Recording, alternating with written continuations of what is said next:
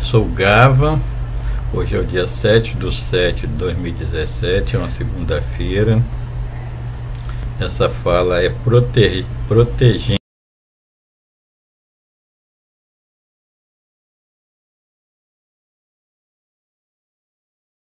Esse mesmo nome postado lá em Blogava República. Se você quer o texto, vá ler. A fala não repete o texto.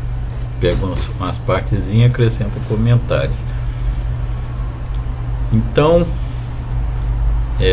ela é a 51ª fala.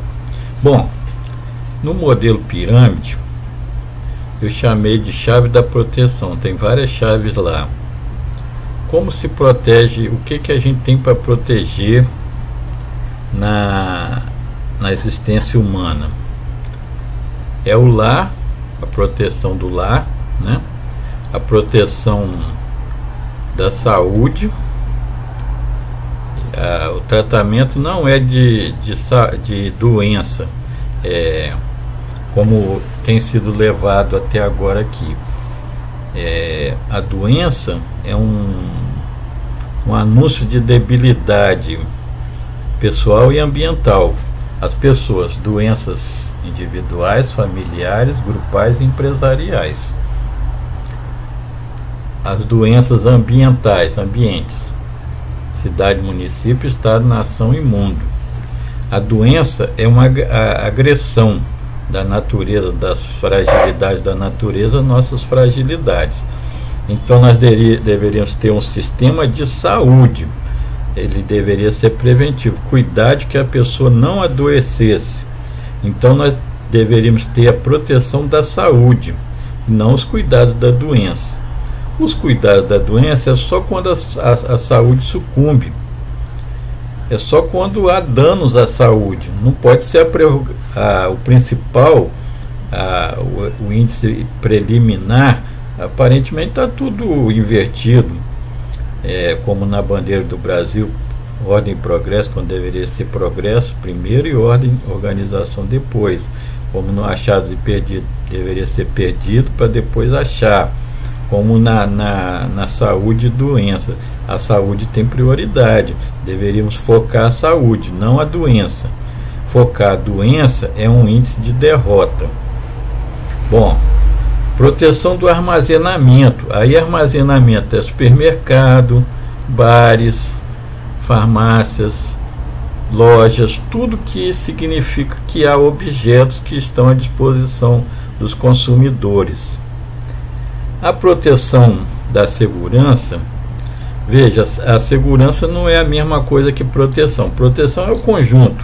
Segurança é uma parte desse conjunto.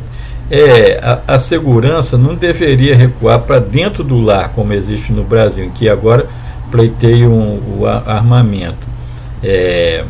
Nessa situação de desastre e caos, eles têm um tiquinho de razão, né? Mas não por aqueles anúncios que eles fizeram. Quero voltar a comentar isso a partir daquele livro lá sobre o desarmamento.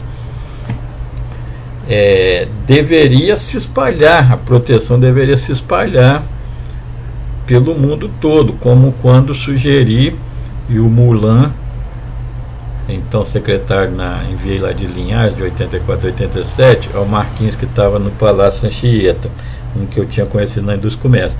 A ideia que depois se tornou a polícia, que eu queria que fosse uma polícia do cidadão, assim, que entabulasse uma conversação com o cidadão. Então se tornou a polícia comunitária. Eu pensava na polícia desarmada, como na Inglaterra, num tempo. E aí eles instalaram o que se tornou a polícia comunitária e se espalhou do Espírito Santo pelo mundo todo, assim como o tributo nas escolas. Mas a ideia não era essa somente. Deveria ser uma ideia de uma polícia conversadeira, que falasse com a população, que se inteirasse dos problemas, e depois começasse, no avanço que eu propus, começasse a sentar nos banquinhos perto das casas e saber o que as pessoas estão passando e levar para um conjunto para ali analisar os comandantes da polícia analisariam e sintetizariam para o setor socioeconômico do governo. Mas virou sempre o contrário aqui no Brasil. Virou uma vigilância comunitária. Não é nada mais do que a polícia é um desacerto, como sempre. Em vez de ser tratamento delicado, se tornou invasivo.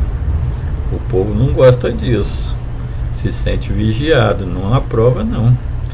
E a outra proteção é a do transporte, é aquele sistema, metrô, ônibus, trens, tudo, né? Transporte pelo ar, transporte pela água, pela terra, solo e pelo fogo, energia, que é a internet, né? Sistema geral de proteção do transporte. Tudo está em decadência. No Rio de Janeiro, em especial, esse artigo foi escrito em 2016, mas existem outros que são anteriores, mais de 2016.